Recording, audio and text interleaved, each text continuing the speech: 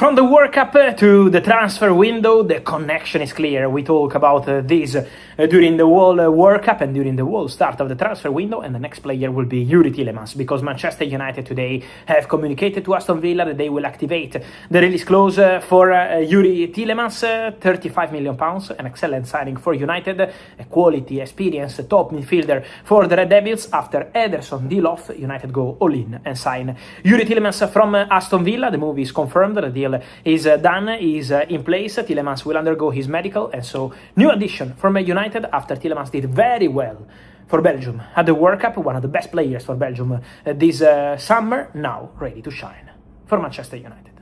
So Andre Santos and Tielemans, pretty solid upgrades for the Red Devils. Yeah, it's much needed for Manchester United, and the fact that they're doing business early, that's a boost for United fans everywhere. But this is sensational. Youri Tielemans is one of the most underrated players in the entire English Premier League. I'd argue he's one of the most underrated in world football. We saw his quality. We saw the lack of quality that Belgium had in the middle of the park without him in there.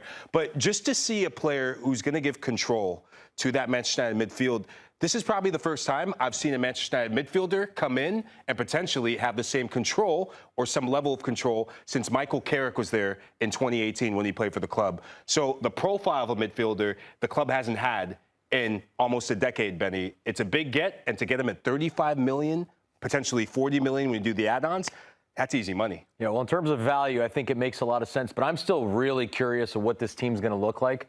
We saw a much improved Manchester United with Michael Carrick as the coach, and Casemiro even looked like a better player. We saw, maybe a year or 2 years ago where Casemiro almost was at the end of his career, it seemed like, and then he kind of revitalized himself. So I think as much as, yes, they're bringing some new players in, I'm really curious what it looks like in terms of a product on the field, because it started to get better for Man United at the back end of last year. Now you're starting anew. So I would, you're a Man United fan, so you're allowed to let your hope, rise to the sky. But remember, it's the hope that kills. So be careful as well. Temper expectations, and let's see how this team kind of starts